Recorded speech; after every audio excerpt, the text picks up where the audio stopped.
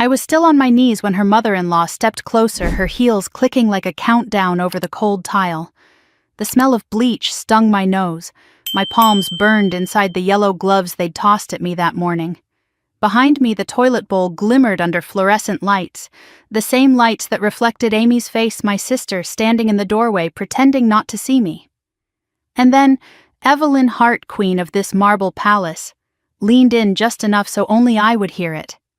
"This," she whispered, "is all you're really good at." Laughter floated from the hallway. Someone muttered, "Isn't she Amy's sister? The failed one?" I felt the words land on me like spit. I didn't defend myself. I didn't even look at Amy, who shifted her weight and tucked her hair behind her ear like she wasn't the one who brought me here in the first place. I simply tightened my grip on the scrub brush until my knuckles cracked. I swallowed every shard of humiliation. Then, without a word, I stood up, walked past them, stepped outside into the sunlight, and made a phone call that would change every life in that building, including my sister's. Before I tell you what happened next, I want to know something. Where are you watching this from tonight? And what time is it where you are? I want to know how far this story about dignity and the price of forgetting it has traveled. The morning had started so differently. I woke up before my alarm made coffee in my tiny Raleigh apartment and stood by the window watching the streetlights fade. It was supposed to be a hopeful day. My first day working at Hartwell & Coben, the company owned by my sister's in-laws. Amy had insisted it was a great opportunity, a way for me to get back on my feet after years of living paycheck to paycheck. Just help in the office, she'd said. Mom-in-law believes in giving family a chance. I should have known better, but I wanted to believe her. Amy is 6 years younger than me, the one I raised after our mother died, the one I worked nights and weekends to send to college, the one I kept safe when we had no one else in the world. So I smoothed my thrift store blouse, tied my hair back, and told myself the day would be good. When I arrived at the Hartwell building, the glass tower sparkled against the morning sky, tall and sharp, like something built specifically to intimidate people like me. Inside, the marble floors reflected my face back at me. I felt small but determined. The receptionist, a young woman with hair pinned into a perfect twist, smiled politely when I said my name. Then the smile froze just a little. "Oh, Ms. Hale, welcome. You can wait right there." Her eyes flicked over me with something between pity and warning. A sinking feeling settled in my stomach, but before I could speak, the elevator dinged and out stepped Evelyn Hart herself. Evelyn was everything her reputation promised: crisp white suit diamonds that glittered under the lights, chin angled like she was forever smelling something unpleasant. Amy appeared behind her, smaller, quieter, clutching her purse strap with familiar, nervous fingers. She didn't meet my eyes. "Marianne," Evelyn said, stretching my name into something less than polite, "follow me. We believe in hands-on learning here." I walked behind them through polished corridors, expecting maybe a small office or a cubicle or even a desk with a cheap plastic chair. Instead, they led me through a side door, down a hallway that smelled of chemicals, and into a restroom where a bucket and gloves waited beside a toilet that didn't look like it needed cleaning at all. I looked at Amy, then really looked. Her cheeks flushed. She opened her mouth as if to object, then closed it quickly when Evelyn glanced back at her. "This is just temporary," she whispered. "Mom-in-law says everyone should start from the bottom, even me someday." But we both knew that wasn't true. Amy had never started from the bottom. I'd kept her from ever falling that far. I tried to steady my voice. "Amy, why didn't you tell me?" She gave a tiny shrug, eyes darting away. "Don't make this hard, please. Just do what she asks." And then she stood there and let Evelyn place the bucket in my hands. "Show us you can be useful," Evelyn said, like she was speaking to a mute dog. Bathroom floors say a lot about a person's work ethic. So I lowered myself onto the cold tile and began scrubbing, feeling every year of sacrifice rising in my throat. I thought of the nights I'd slept on a mattress no thicker than a quilt, so Amy could have the bed. I thought of the double shifts, the ramen dinners, the Christmases, where the only gift I could afford was a pair of warm socks. And I thought of how I'd protected her even when I had nothing left to give. Yet here she was watching me kneel, The tile blurred as tears threatened, but I ground them back. People passed the doorway, some staring, some whispering, none helping. One of them laughed. I guess her sister couldn't get her anything better. Amy flinched, but didn't defend me. That was the moment right there that something inside me cracked wide open. When Evelyn leaned in and hissed, "This is all you're good at." I felt the words cut into me with an accuracy she couldn't possibly understand. She thought she was humiliating a broke, desperate woman with no future. She had no idea I was someone who'd survived far worse than her smug cruelty. I placed the scrub brush in the bucket, stood peeled off the gloves slowly enough that she had to watch, and pushed past her without waiting for permission. Out in the hall, the air felt sharp electric. I walked straight through the lobby, ignoring the stairs, and stepped outside into the sunlight. My hands shook not from shame, but from something fiercer, something that felt like awakening. I pulled out my phone and scrolled to a number I hadn't used in years. Ben Carter. A friend from a lifetime ago. Someone who knew the world of finance, the world Hartwell was so proud of. Someone who owed me a favor I'd never called in. He picked up on the second ring. "Marianne, wow. Hey, it's been forever. Are you okay?" I closed my eyes and exhaled. "Ben, I said I need your help." "What kind of help?" His voice sharpened. I looked back at the glass tower behind me, sunlight flashing off its perfect edges. "I need you to investigate a company for me. Hartwell & Co., I want everything. Financial statements, loans, vendor contracts, public filings, private whispers, whatever you can legally find." There was a pause. "Marianne." Why I didn't answer directly. Because I think something's very wrong there. And because they just made a mistake. "What mistake?" he asked. I stared at my reflection in the glass door, hair messy from scrubbing cheeks, flushed blouse wrinkled. I didn't look powerful, but I felt something close to it. "They underestimated me," I said softly. I went home to my small apartment and sat at the kitchen table that wobbled if you leaned too hard on one corner. The room felt too quiet. I replayed the bathroom scene again and again, not because of the humiliation I'd endured worse, but because of Amy's silence. That silence hurt in a way nothing Evelyn said could have touched.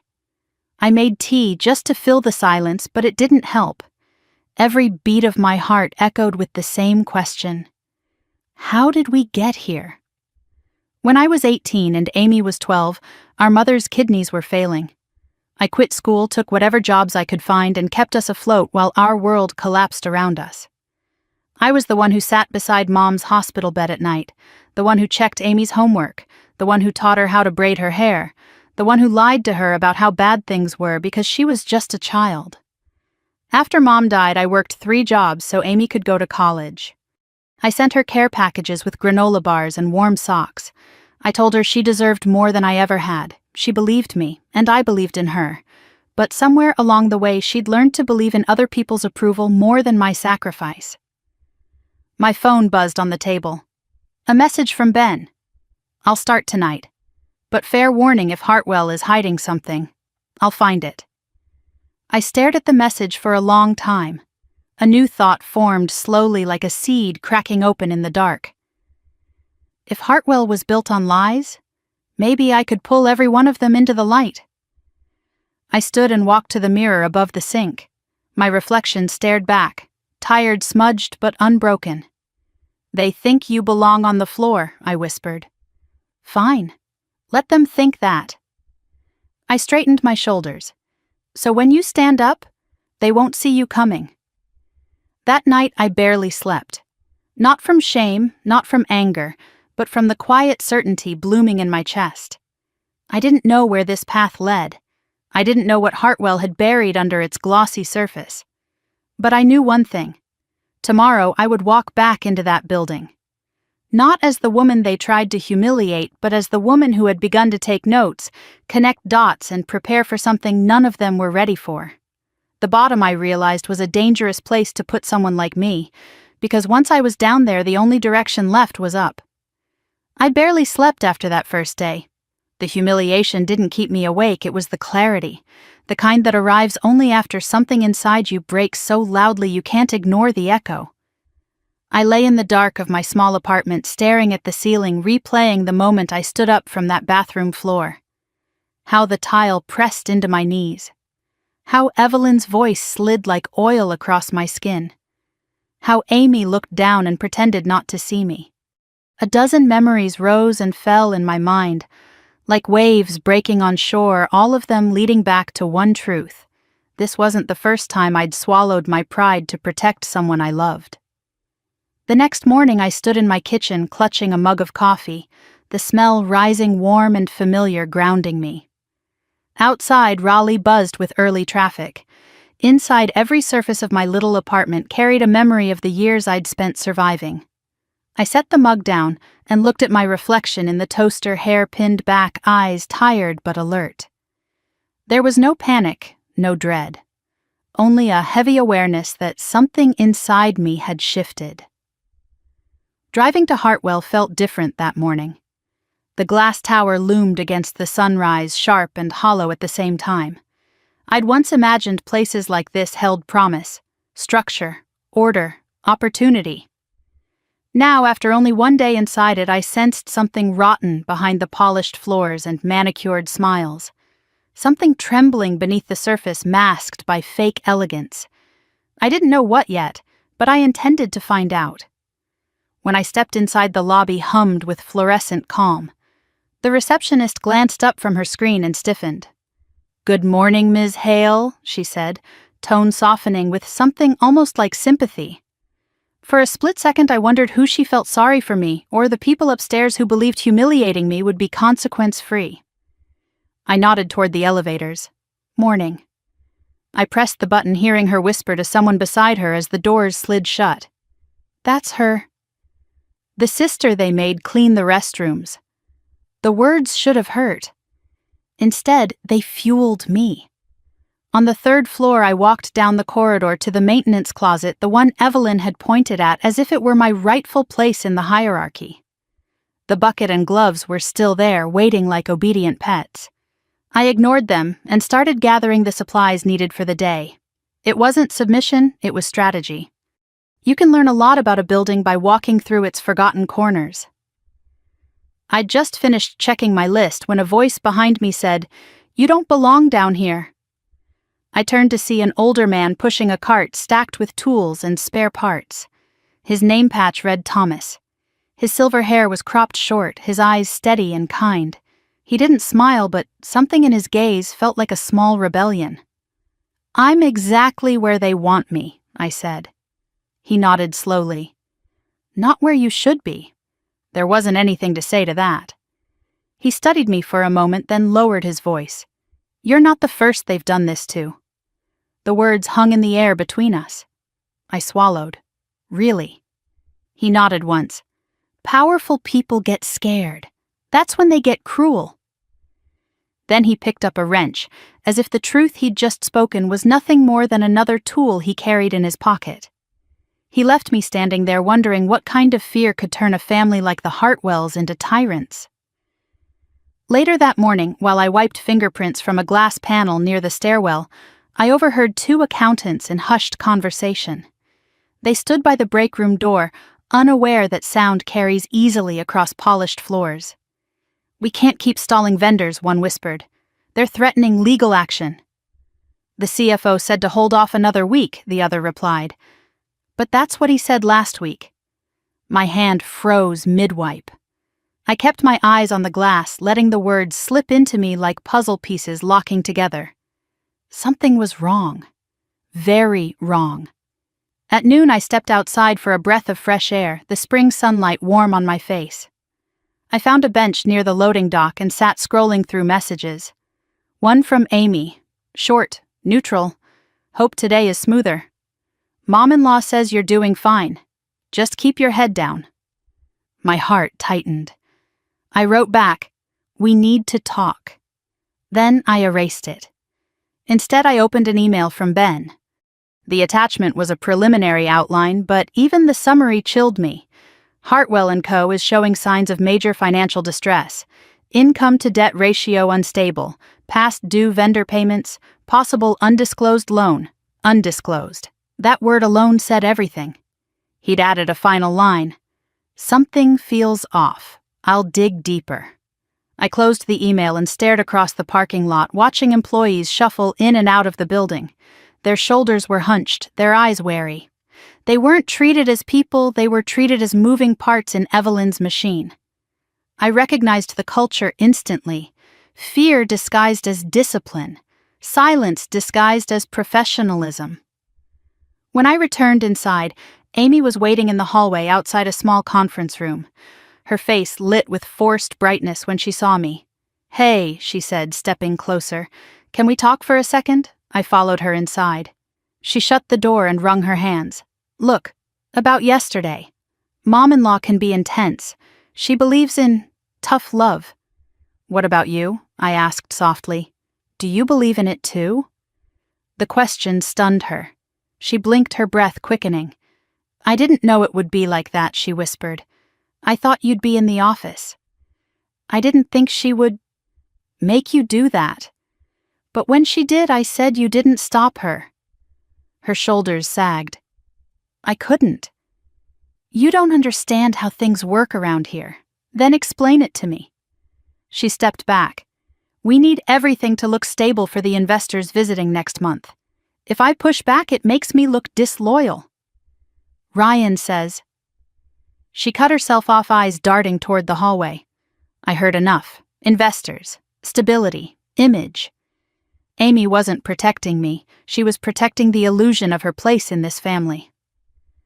I left her there in the quiet room, staring at the floor.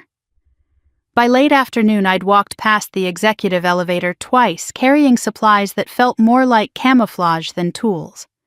On my second trip, the elevator opened and a woman in a sharp gray suit stepped out, clutching a folder labeled "Vendor Contracts, Urgent."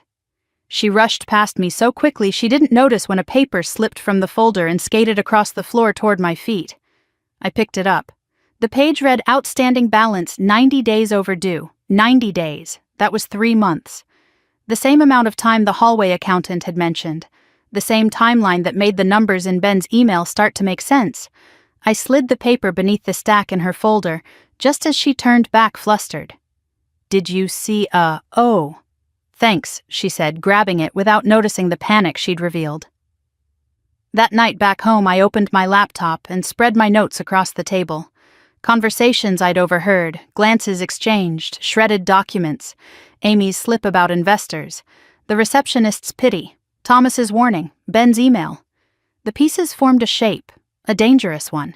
Hartwell & Co. wasn't just employing humiliation as a culture, it was using it as cover, a distraction, a mask for something much bigger, something trembling and failing beneath the marble floors.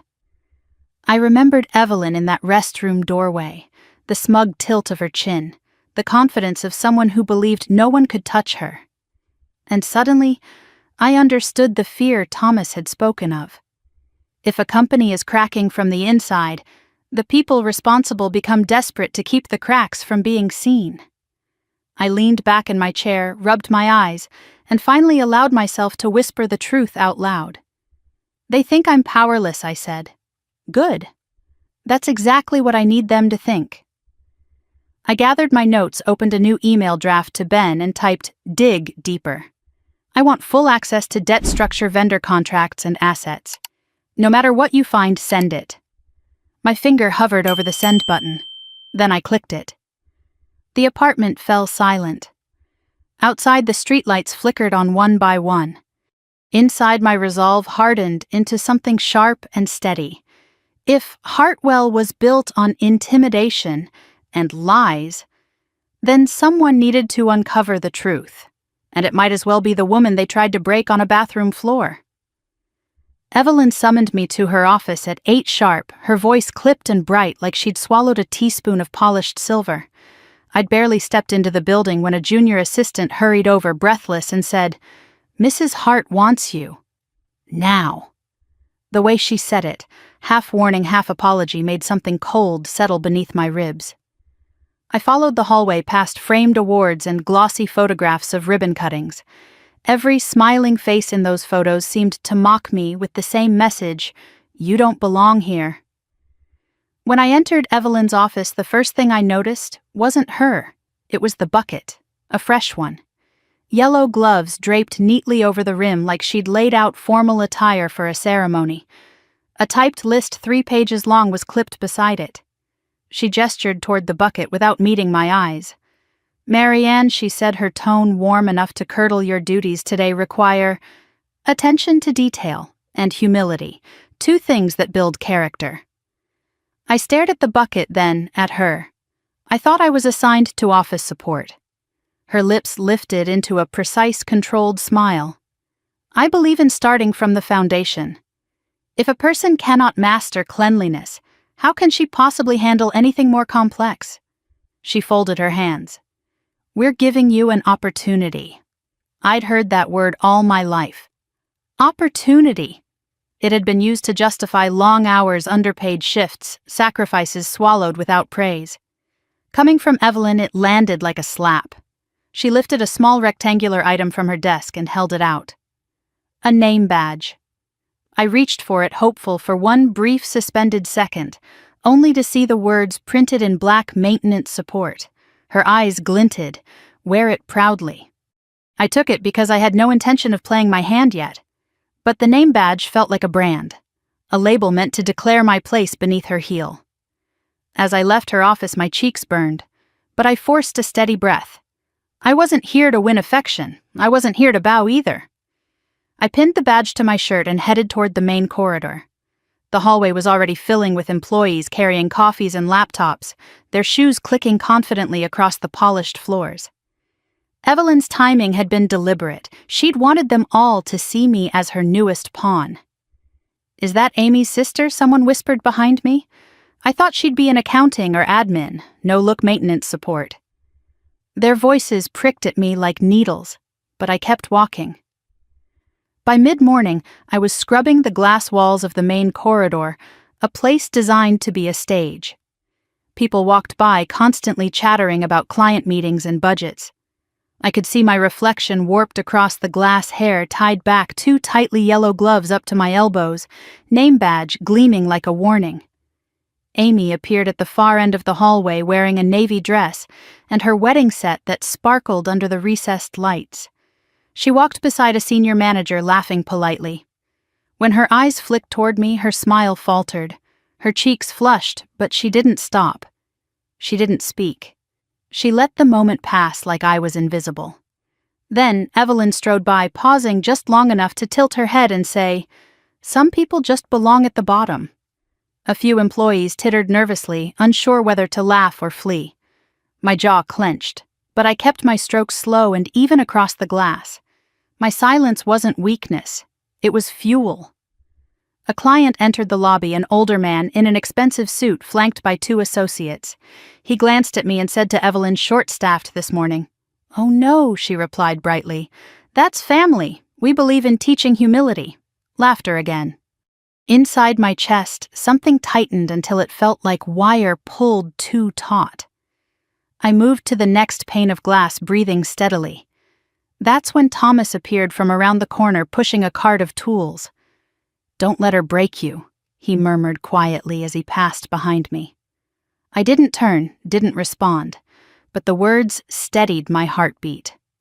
Later, Evelyn ordered me to re-clean the entire conference restroom because the mirror streaked under certain angles. She stood with arms crossed as I wiped the same spotless surface, tilting her head theatrically to inspect my work. Amy stood behind her, expression tense, toes pointed inward the way she used to stand when she was nervous as a child. "Show her how it's done," Evelyn said sweetly. Amy froze. "Mom-in-law, I don't think." "Go on." Evelyn didn't raise her voice. She didn't have to. Amy stepped forward, took the cloth from my hand, and wiped one corner that was already clean. Her movements were stiff, embarrassed, but she did it. And that somehow stung worse than anything Evelyn had said. When Evelyn left, satisfied, Amy remained behind. She handed the cloth back without meeting my eyes. "It's better if you just do what she wants," she whispered. "Please, don't make things harder." For who? I asked softly. You or her? She sucked in a breath, guilt flashing across her face, but then she left without answering. After lunch, Evelyn sent me upstairs with a stack of documents for the 6th floor boardroom. The elevator doors opened to a different world. Soft carpet, framed architectural blueprints, air so still it felt filtered. I could sense tension humming beneath the surface. Employees walked briskly, eyes fixed ahead, clutching folders like shields. The boardroom door was propped open. As I stepped inside, I saw a projector frozen on a slide titled Debt Restructuring and Emergency Funding Proposal. A man in a crisp shirt, the CFO, lunged forward and switched off the screen.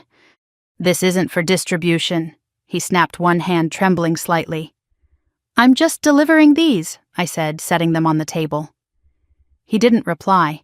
His jaw was tight, sweat dotted his temple. Something in my gut twisted. On my way back down, my thoughts churned too loudly to ignore. 3 months of overdue balances, secret documents, Evelyn's desperation to control optics, Amy's panic about investors. Something was unraveling. At 3 o'clock, Evelyn found me again. She approached with deliberate calm, as though she'd rehearsed the moment. You've been wandering, she said, her voice like polished marble, smooth, cold, unforgiving. I was delivering documents. You were in areas you weren't assigned to. She stepped closer. Her perfume smelled like money and threat. I expect obedience, not curiosity. Curiosity. That was interesting. People only fear curiosity when they have something to hide. I gave her a polite nod. I follow instructions, Mrs. Hart. Her eyes narrowed, searching for a crack. She found none. She walked away unsatisfied. By late afternoon, the air in the building felt electric. Conversations cut off abruptly when executives walked by. Phones rang with urgency. A woman from legal hurried past me carrying a file stamped confidential. One employee muttered to another payroll might be delayed again. Fear was leaking through the seams of the building, no matter how hard Evelyn tried to patch it. Near closing time, I was wiping down a counter in the finance hallway when Melissa, the accountant from earlier, stepped out of an office looking pale. She glanced down the hall to make sure no one else was near, then whispered, "Be careful." I paused mid-wipe. About what? She swallowed hard. They're not telling employees everything. Numbers aren't adding up. And the CFO. She hesitated, then added, "Don't trust the spreadsheets Evelyn signs. Just don't." Before I could ask more, she pressed a folded envelope into my hand. "If anyone asks, you didn't get this from me." Then she disappeared down the hallway like a frightened bird. I held the envelope until I found a quiet, unused conference room.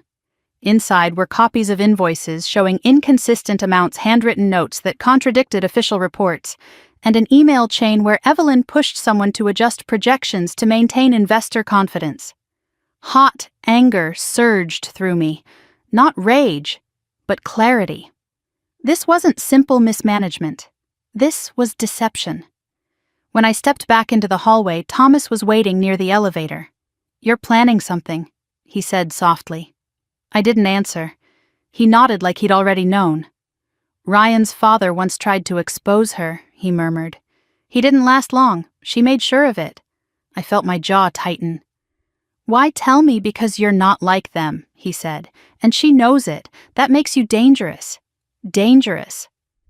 The word didn't frighten me. It steadied me. When my shift ended, I walked out of the building feeling the same heavy certainty I'd felt the day before, but sharper now, more focused. The Hartwell Tower glowed white against the dusk sky, beautiful on the outside but rotting from within.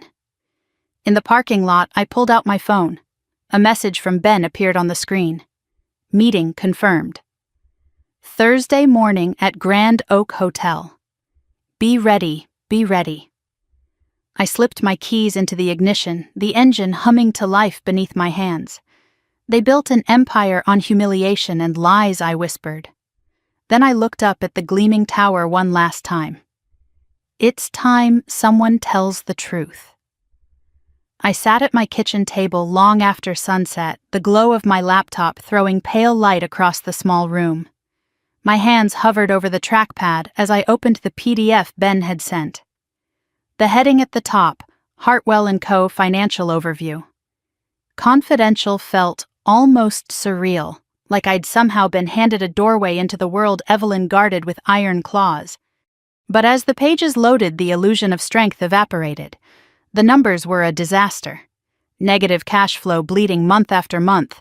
Vendor payments over 90 days overdue. 2 major construction projects, labeled active on Hartwell's website, were according to actual invoices frozen.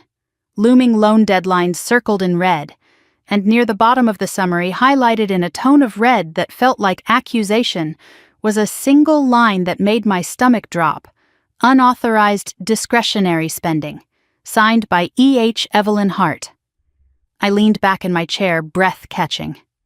It wasn't just mismanagement, it wasn't just arrogance, it was negligence wrapped in a designer suit and hidden behind the humiliation of others. My phone rang. Ben's name flashed on the screen. I answered, unable to pull my eyes from the document. "Marianne," he said. "I was hoping you'd call first. Tell me this isn't what it looks like." He sighed. "It's worse. I only had time for a preliminary scan, but the company's drowning. If someone doesn't inject capital soon, they'll be forced into liquidation. Think 6 to 8 weeks, maybe less."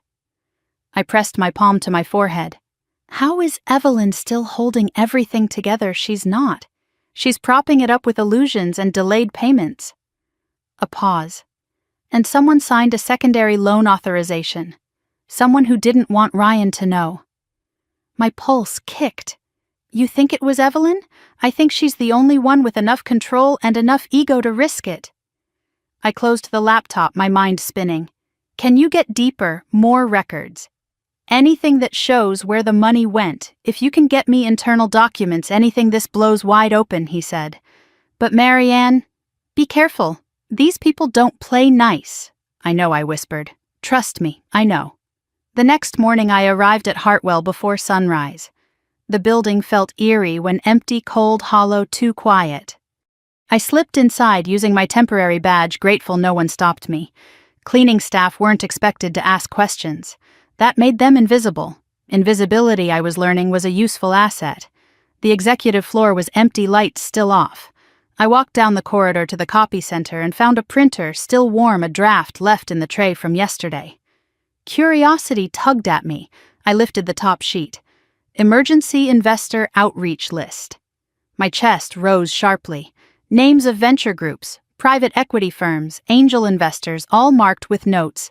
Declined. Not suitable at this time. High risk. Whoever compiled the list had scribbled a frustrated note in the margin, running out of options. I slid the page beneath my shirt as footsteps echoed down the hall. I pivoted, grabbed a stack of envelopes from the counter, and pretended to be organizing them. A project manager strode past, nodding politely without much interest. As soon as he disappeared around the corner, I exhaled, my pulse slowing. Later that day, I ducked into a supply room and sent the scanned document to Ben, marking it urgent. His reply came barely 5 minutes later. This confirms it. They're courting outside money, desperate. If they can't secure a bailout, they're done. I typed back quickly. Keep digging. I think we're missing something big. He responded. I'll call you tonight. And, Marianne, you're in deep now. I knew. But the feeling wasn't fear. It was momentum. That afternoon during my break, I stepped outside and called Lucas. We hadn't spoken in months, not since I'd run into him at a hardware store and awkwardly caught up about life. But if anyone understood construction projects, the real kind, not the fantasy ones Hartwell pretended to run, it was him. He picked up on the second ring. Well, if it isn't Marianne Hale. I could hear the smile in his voice. For the first time in 24 hours, tension eased from my shoulders. Lucas, do you have a minute for you, sure? What's wrong? I need eyes on a couple real estate portfolios. Quietly. He went silent for a moment. Whose portfolios? Hartwell and Coden. A low whistle. Dangerous territory? I know. He exhaled. Send them over. I'll take a look. I emailed him a set of files Melissa had passed along, old project budgets, photographs of abandoned sites, contractor statements.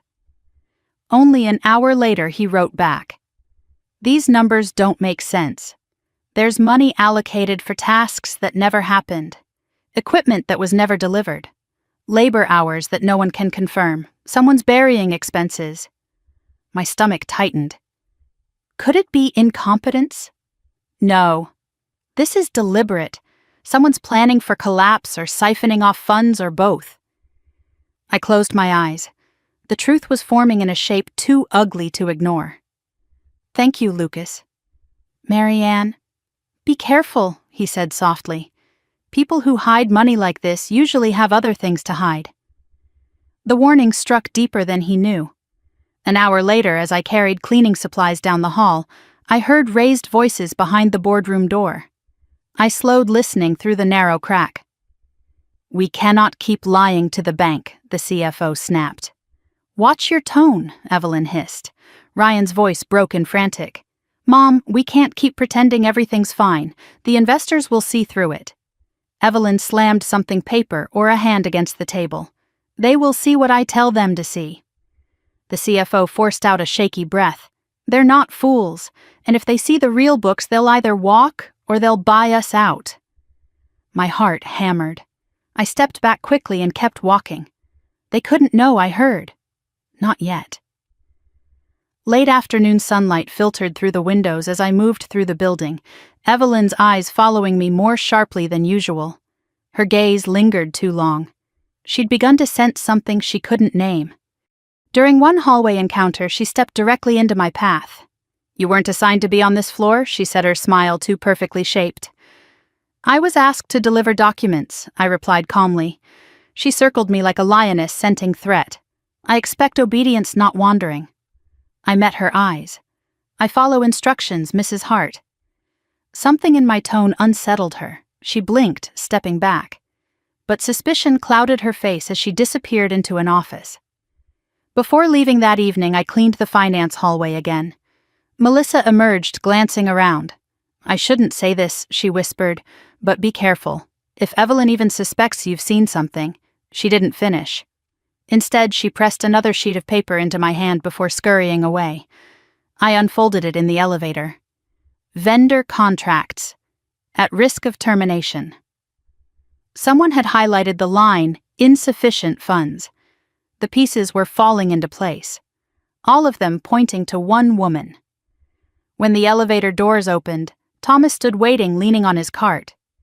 You see more than the rest of them, he said quietly. I didn't deny it. He studied my face, then asked, What are you going to do with what you know? I stayed silent. He nodded. Ryan's father tried to fight Evelyn once.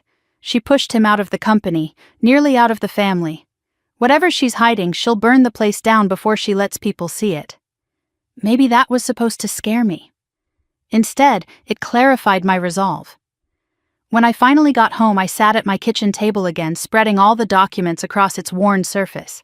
Melissa's papers, Lucas's analysis, Ben's report, my own observations. Every piece fit into the same mosaic Hartwell and Comer was collapsing from the inside, and Evelyn had orchestrated the fall while pretending to stand above it. My phone buzzed. Ben ready for next step. I stared at the message. Then I typed, Yes, move forward. He replied within seconds. I'll prepare the offer. I exhaled, the weight in my chest shifting into something steadier, more controlled.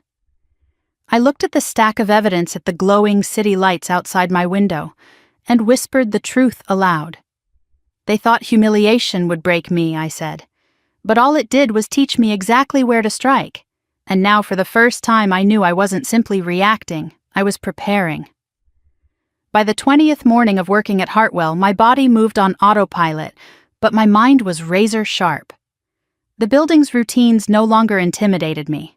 I'd learned the rhythms of this place, who arrived early, who avoided eye contact, which hallways carried rumors more quickly than sound. The mask of order Evelyn tried to maintain had begun to crack. People whispered now. They hurried more. They looked over their shoulders. A storm was coming, and they felt it long before they understood why. As I stepped into the lobby, the receptionist leaned closer to a coworker and murmured, "Payroll's late again."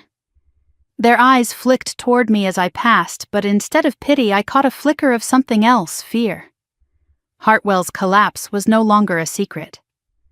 Upstairs, Evelyn waited with her morning commands, her expression tight, her poise brittle.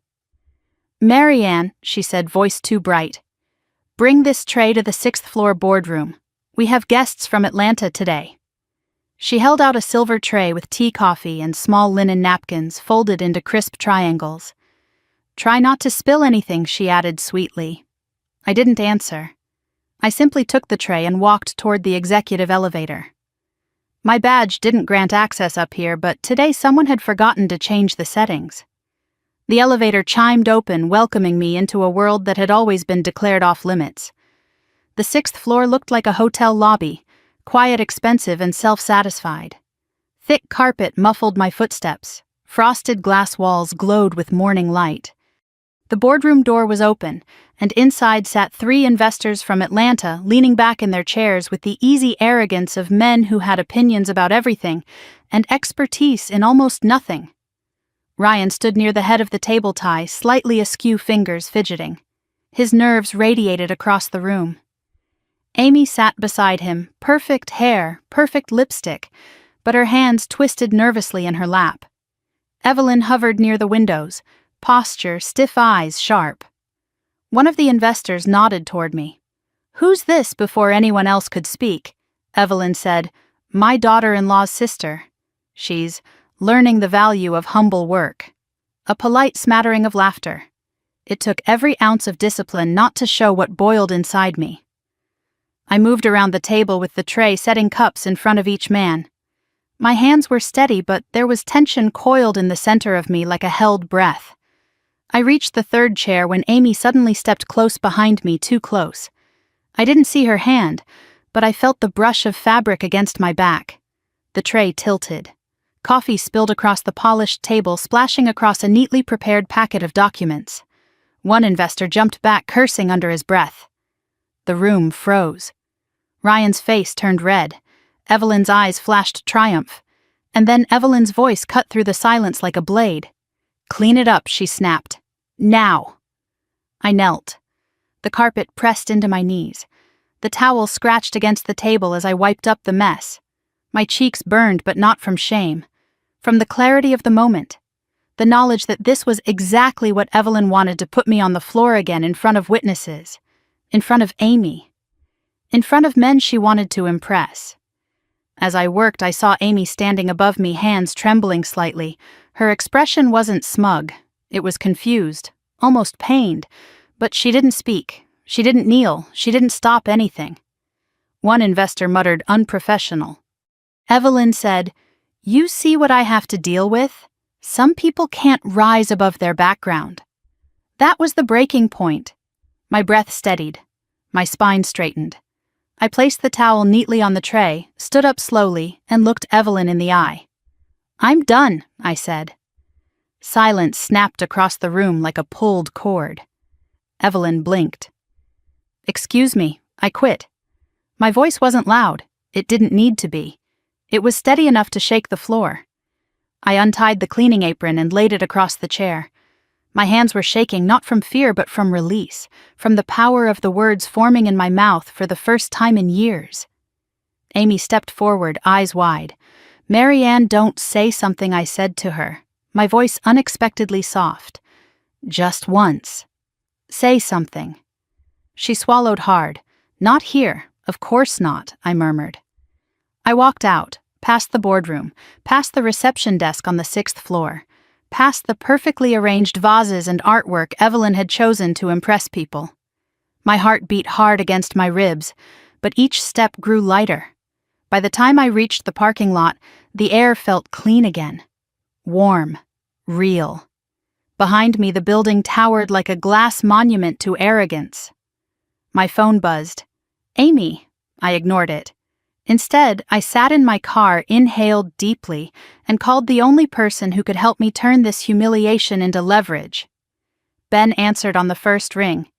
"I was about to call you. Send the offer," I said. He went silent. "Already? Are you sure I'm done waiting?" You realize, he said slowly, that once this starts, there's no undoing it. Hartwell won't know what hit them. Good, I whispered. They shouldn't. I hung up when I saw Amy running toward my car, panic etched on her face. She slammed her hand lightly on the window. I rolled it down halfway. "Marianne," she gasped. "You embarrassed me." I stared at her. "I embarrassed you." My voice was tired. Not angry anymore, just tired. "Amy," I was on my knees in front of investors. "They're important," she snapped back. "Ryan said we need them." "Mom-in-law. Stop calling her mom-in-law like she's your second mother. She doesn't treat you like a daughter." Amy winced. "You don't understand what's at stake. What's at stake, I said, is who you become when you let someone else decide your worth." She looked stunned, like I had slapped her with the truth she'd been avoiding. "I have to go," she whispered. "Yes," I said. "You do." I rolled up the window and drove away before she could say more. 10 minutes later, I sat in a grocery store parking lot, my hands gripping the steering wheel. The tremble running through me was not weakness. It was release. 20 years of swallowing my voice finally rising. My phone buzzed again. A message from Ben. Offer drafted. Sending to Hartwell's board by tonight. Meeting proposed for Thursday. I rested my head against the seat. Thursday, 2 days to change everything. That evening, my apartment felt smaller than usual, but the air crackled with purpose. I opened my laptop and read through the draft Ben had prepared. Blue Harbor Investment Group was offering 60% ownership of Hartwell & Common for $8.2 million. It was a rescue package disguised as a takeover. It was everything Hartwell needed and everything Evelyn feared. I closed the document and walked to the bathroom mirror. The same mirror where I had once cried silently before work now held a different woman. Someone with a new shape in her spine. Someone who had nothing left to lose and everything to reclaim. "They wanted me at the bottom," I whispered. "They shouldn't have taught me how to climb." I returned to the kitchen table, turned off every light except the one above me, and sat with the quiet. It wasn't peace, exactly. It was anticipation.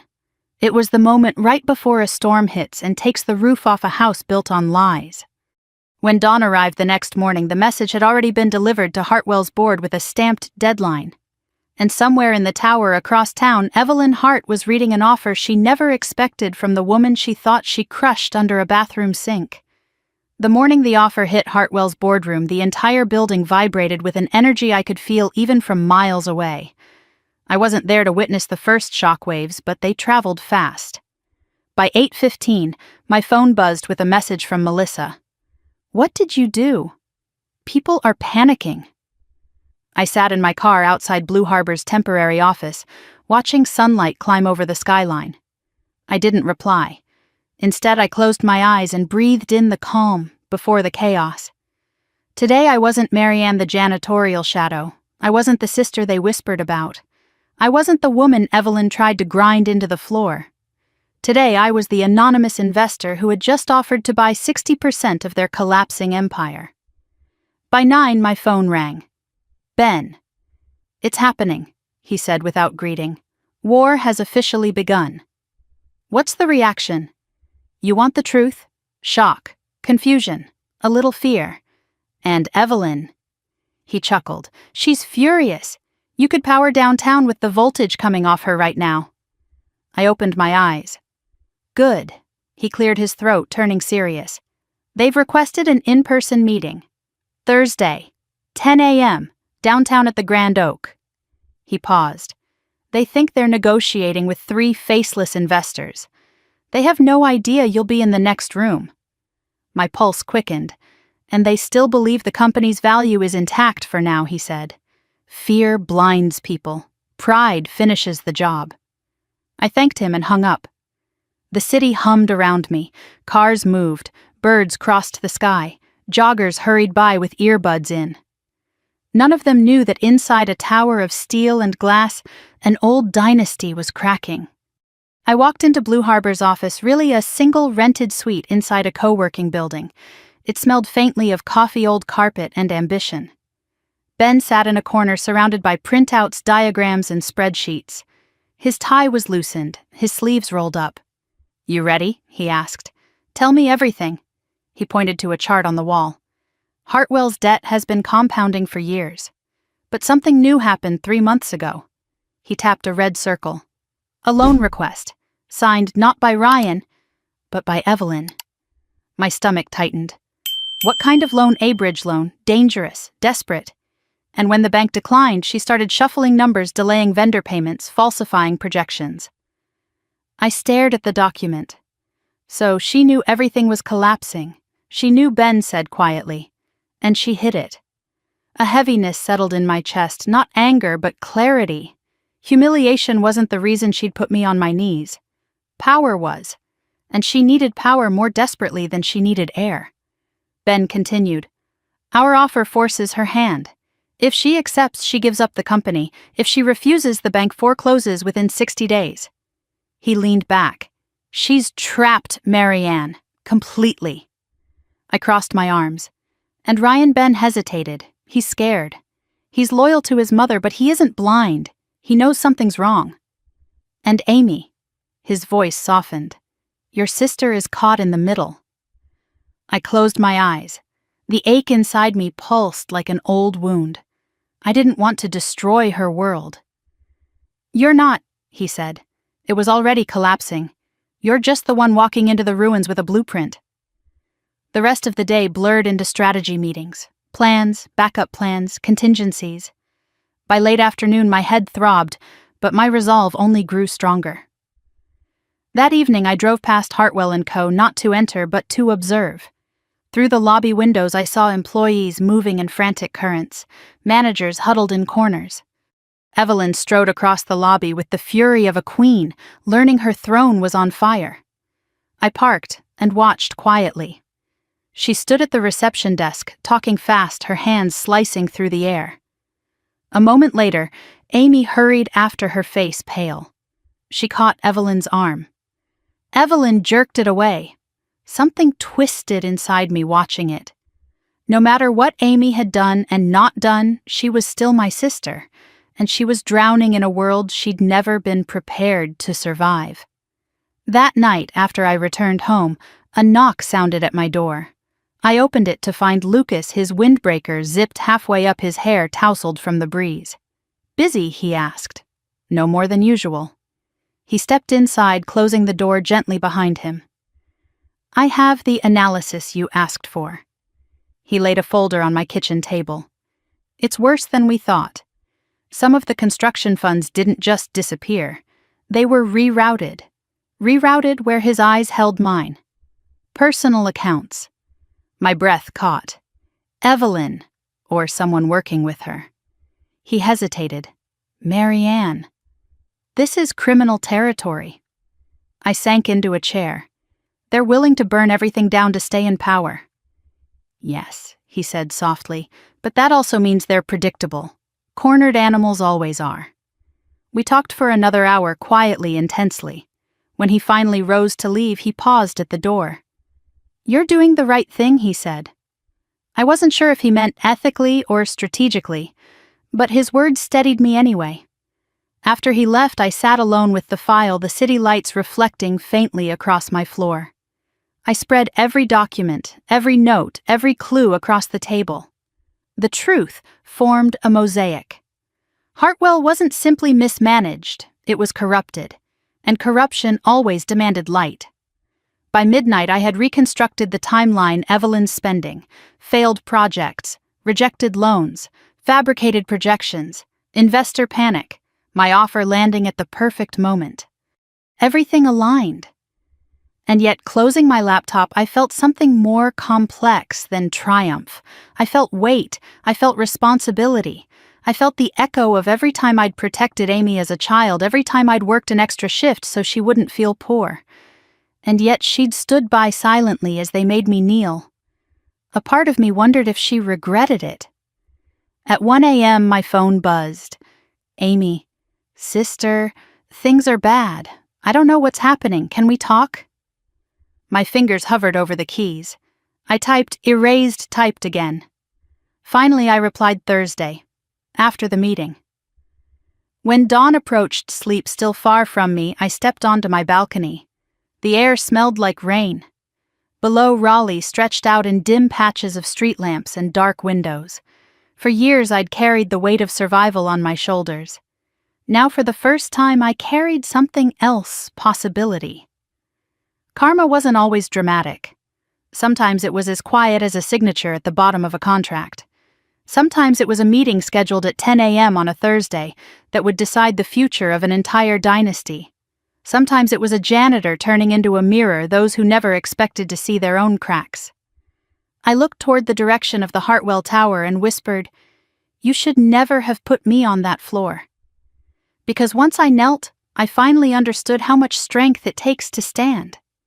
And now, nothing, absolutely nothing, would keep me from walking into that meeting on Thursday, prepared to take everything they had tried to deny me. Not vengeance, not cruelty, just truth, and the dignity they thought I didn't deserve. I closed my eyes against the wind. The storm was almost here. The day of the meeting arrived wrapped in a tension so sharp it felt like the air itself had edges. I woke before sunrise, brewed coffee I barely tasted, and sat in silence at my tiny kitchen table while the city stirred awake outside my window. Today wasn't the battle. Today was the precursor, the gathering of the final pieces. The war would be Thursday. But what I learned today, what I faced today, would determine how I stepped into that room. When I arrived at Blue Harbor's office, Ben was already pacing with a stack of documents in his hand. "Morning," he said, though he looked like he hadn't slept. "We need to go over our projections again. If Hartwell counters, we need airtight reasoning." I dropped my bag on the table. "I'm ready." But as he pulled up the files, I wasn't looking at the numbers. I was looking at the photograph taped above his desk. Our outline of Hartwell's corporate structure. A spider web. Names interconnected by thick black lines. Departments threaded together by wires of power, money, and lies. And right in the center, the node circled in red ink, E.H. Evelyn Hart. Ben followed my gaze. "She's not stupid. She's ruthless, but not stupid. She's going to fight the offer until the last possible moment. She'll try to stall, she'll threaten, she'll bluff. She won't expect the truth," I said quietly. "No," he agreed. "She expects compliance. From everyone." He paused, studying me. "You okay?" I wasn't sure how to answer. My voice felt smaller than usual when I said I didn't expect to feel this much. About all of it. About the company. About my sister. "Marianne," he said gently, "to pull off something like this, you need clarity. But you're also allowed to be human. Human." That word felt strange in this context. Like softness had a place in a world built on sharp corners.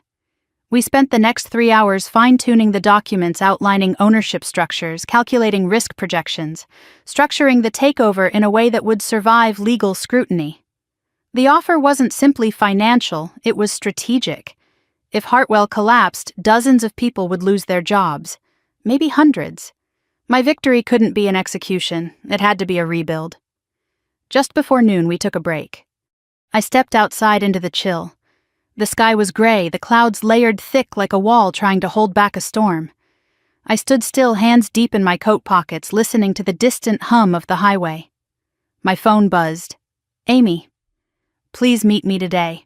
I need to talk to you. It's important." I stared at the words for a long moment before typing, "Location."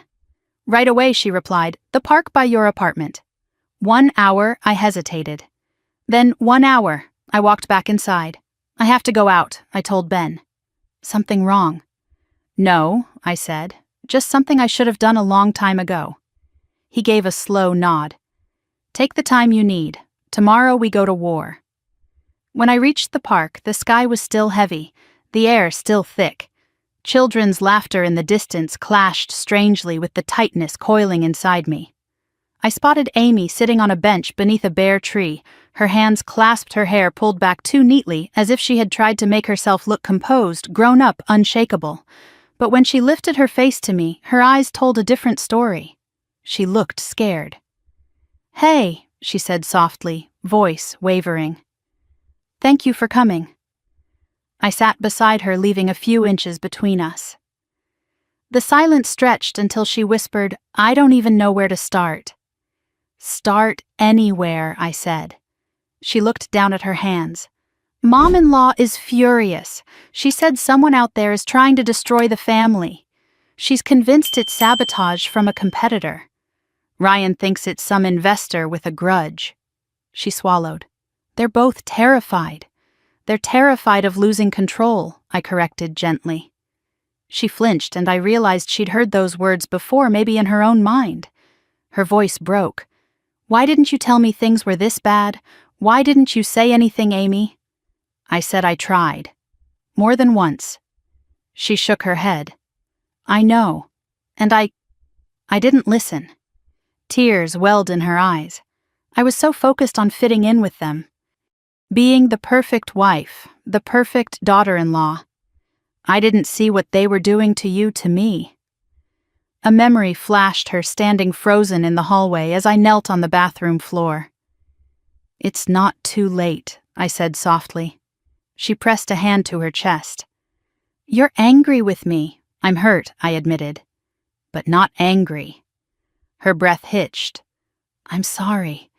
God, Marianne, I am so sorry." I looked away toward the playground where a little girl was climbing a ladder, her mother spotting her from below. Amy and I had once been just like that, me lifting her, me catching her when she wobbled, me believing she would one day become everything she deserved to be. "I lost myself," Amy whispered.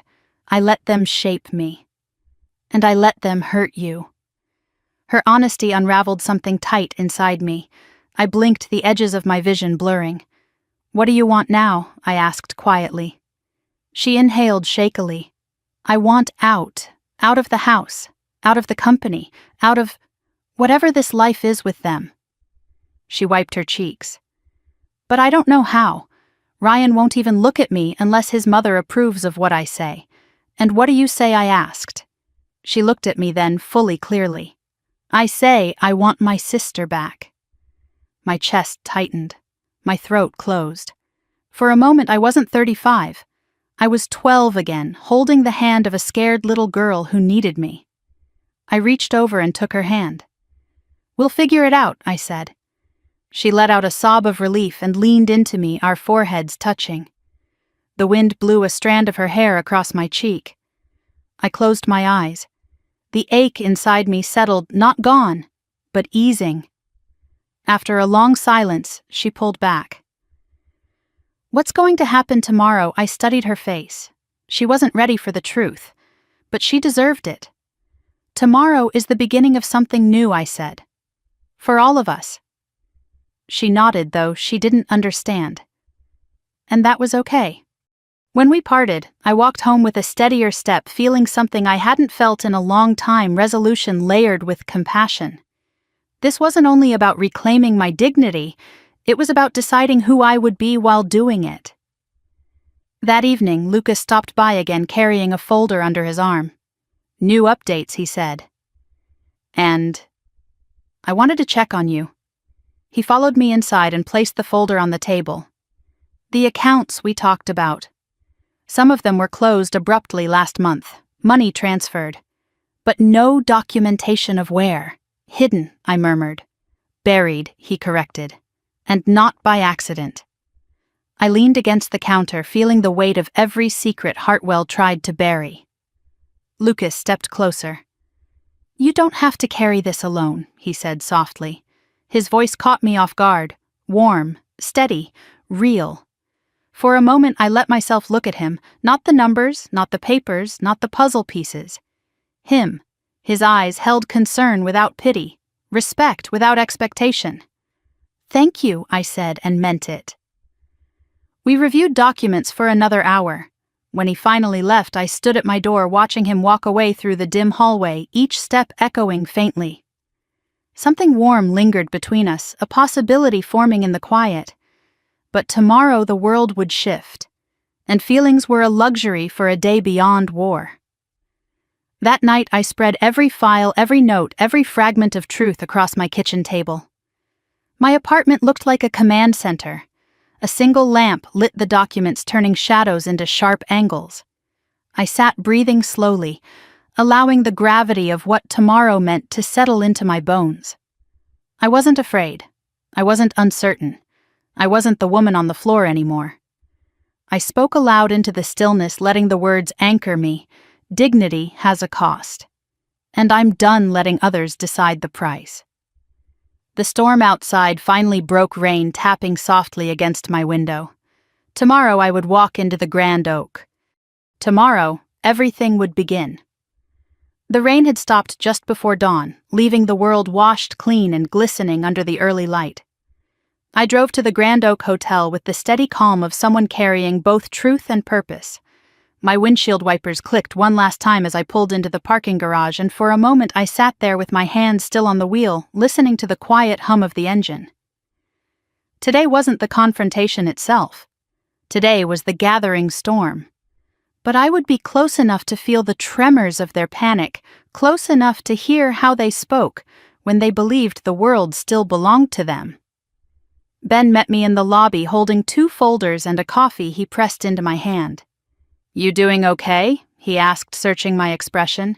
"I'm ready," he nodded. "Good. They're already inside meeting with our front-facing partners. They think we're just another investment group from out of state. They have no idea you're here." We walked down a hallway lined with framed black and white photographs of the hotel's history celebrations, corporate gatherings, dignitaries shaking hands. All symbols of power, though none as honest or fragile as the real thing. We reached a door labeled Private Suite. Ben swiped a card and we stepped into the adjoining room that shared a wall with the conference room where the negotiation would happen.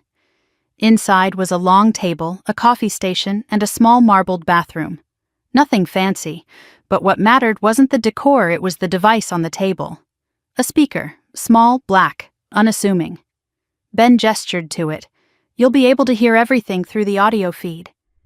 A one-way connection. They won't know you're listening." I sat, my hands wrapped around the coffee cup, warming my fingers. What time, I asked. 10 minutes. My pulse quickened, not out of fear but anticipation. 10 minutes until I heard Evelyn Ryan, their legal team, all scrambling. 10 minutes until the empire that had once pushed my face toward the floor revealed its cracks. Ben placed a folder in front of me. "Just listen today. Tomorrow you step into the light." I nodded, staring at the cover sheet, Blue Harbor Capital Acquisition Negotiation. The door to the adjoining room opened, and faint voices filtered in, muffled, indistinct but growing clearer as chairs scraped and people settled. Ben pressed a button on the speaker, and suddenly it felt as though I was in the room with them. A man from our investment team spoke first. Calm, professional. "Thank you all for coming. We're ready to begin whenever you are." Then came her voice, sharp, composed, dripping with indignation. "Before we begin, Evelyn said, I want to understand exactly who we're dealing with." Your offer was abrupt, suspiciously so. "We want names." One of our representatives answered evenly. "Our group deals through holding companies for privacy reasons. That's standard in our industry." "No," Evelyn snapped. "Not when you attempt to seize majority control of a 40-year-old family corporation." I smiled. Even through a wall I could hear the strain under her words, the tremor of someone losing grip on a rope she'd assumed she'd never have to let go of. Another of our representatives, James, spoke. "We're not seizing anything. We're offering a lifeline. Hartwell & Co. is in crisis. We're here to solve it." A chair creaked. Papers rustled. Then Ryan's voice, tight, uncertain. We just need to understand the terms better." Our team flipped through documents. "You need $8.2 million in immediate capital. Our offer meets that need and preserves the company. If you decline, your creditors will force liquidation." Evelyn huffed. "We are not insolvent," I whispered to myself. "You are." But what happened next surprised even me. Ryan spoke again, but this time softer. "Mom, the numbers don't lie." Silence. A long, cold silence that could cut through steel. Then Evelyn hissed, We will discuss this later. James continued. We want to rescue a viable business. But our offer is time-sensitive. We have other opportunities. My heart beat faster. They were circling her slow enough to be polite, firm enough to corner. The sound was intoxicating. Then, a voice I didn't expect. Is there room to negotiate, Amy? Her voice trembled slightly, but she spoke with more strength than I'd heard from her in weeks. Surely we can adjust the percentage of ownership. 60% feels extreme. God, even now she was trying to clean up the mess, trying to smooth the edges of a crisis she didn't create. One of our partners responded tone gentle but immovable. 60% reflects the risk we're assuming. Hartwell's structure is unstable. A minority position won't allow us to stabilize operations. Evelyn scoffed. We don't need your charity. It's not charity, James said. It's survival. The room fell quiet again. The sound of someone shifting, someone breathing hard. Then Evelyn's voice returned, lower now, vibrating with controlled rage. What do you get out of this? What do your mysterious investors want? And our team delivered the line we'd rehearsed. A chance to rebuild something solid, transparent, sustainable. I almost laughed. The poetry of it. Another voice cut through, Douglas the Hartwell attorney. And if we refuse, the answer came smoothly.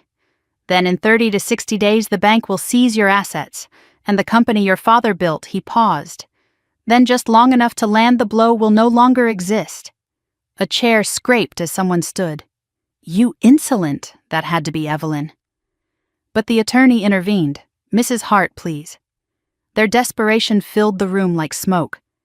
I leaned forward, elbows on the table, heart pounding. Then something unexpected happened. Amy spoke again. Mom, maybe this is an opportunity. The silence that followed was thick enough to touch. Evelyn's voice shook with cold fury. Sit down! Amy didn't sit. We can't keep lying. We can't keep pretending everything is okay. This might be how we save jobs, save the company, save us. My throat tightened. My chest ached. Even through a wall I could feel her trembling. She was trying, fighting, becoming. And then came the sound of Evelyn slamming her hand on the table. Enough. Her voice turned sharp as glass. We are not surrendering our legacy to strangers. She didn't say the other words, the ones trapped in her throat.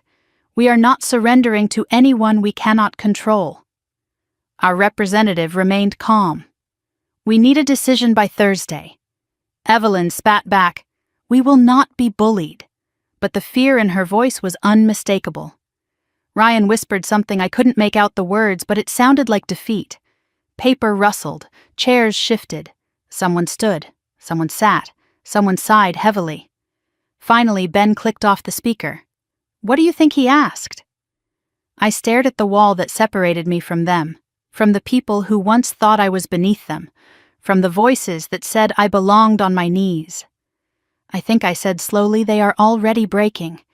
And you, I exhaled. I'm ready. But inside a storm churned, not of revenge, not anymore, but of something deeper, more painful. Hearing Amy struggle to speak truth, hearing her try to push back, hearing her get crushed under Evelyn's fury, it stirred things I thought I'd buried. She wasn't the architect of my humiliation. She was another victim of it. That night I returned home exhausted but electric. Rain began again, tapping at the windows like impatient fingertips. I sat on my couch listening to the steady rhythm, letting the emotions of the day settle. Hurt, vindication, sadness, resolve. Then my phone buzzed. Amy again.